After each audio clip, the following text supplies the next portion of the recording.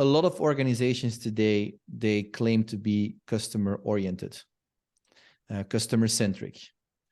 And then they really wonder, what does that mean? How do you act out customer centricity?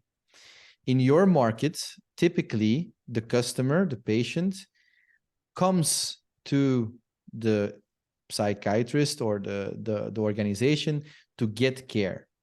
You guys decided to switch that around and to go to the home of the customer to provide care.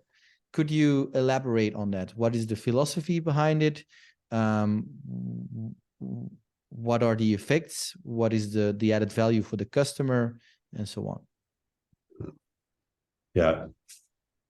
So normally it's the general practitioner who suggests a patient to go for treatment, and who arranges, helps with starting the treatment.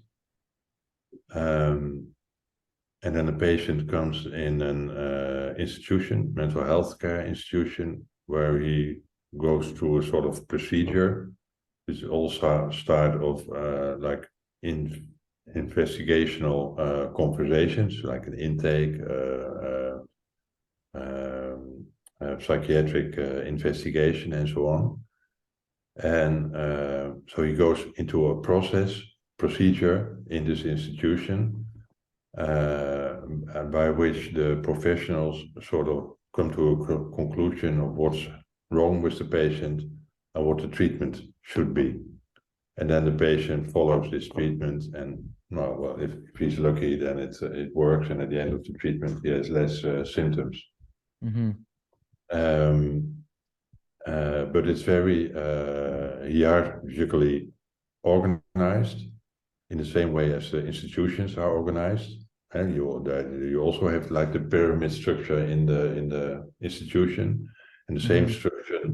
The same structure is also implemented in the treatment. So the patient has to do what the professionals say that's best.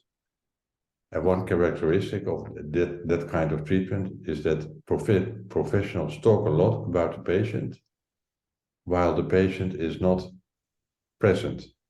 So the experts are talking about the patient, what's the diagnosis, what should be the treatment plan, and so on, and then they present it to the patient. Now, and one rule we adopted when we started with Buurtzorg T was that I think that's one of the most important rules in our framework, is that we don't talk about the patient when he's not there. We only talk about the patient when the patient is there. Full transparency. So, that gives a huge difference in how you communicate. So that's one big difference. And the other one is, as you mentioned, we don't, if the patient comes to the clinic, then he always is the guest with the professional. But when you visit the patient at home, then the professional is the guest in the home of the patient. And then you have a totally different relation. Yeah, you switch the power dynamics. Yeah, totally. Yeah, you have to behave as a professional when you visit the patient at home. And the patient decides whether he or she offers you a cup of coffee or something like that. So that's a totally different dynamic, which leads to much more equality. And equality, of course, is the basis of the self-organization, as we spoke of before. And by working this way, equality also becomes the dynamic and the basis of the treatment. And that's totally different. Yeah, it's an interesting observation that in other institutions, the the internal hierarchical structure is actually also applied to the service provided to the customer. Yeah. And what I hear you saying is that because we believe in equality also internally, we apply that same concept in our relationship to our customer/patient. I think that you can see that often, this sort of parallel dynamics in organizations. The way the organization it has formed itself, is organized itself, influences the relation with the customers. And I was always very impressed by the positive reports of Buurtzorg patients about their treatment. It's like very high figures. Mm-hmm. I think it has to do with this sense of equality and influence in the treatment, and the same effect we have with Buurtzorg T.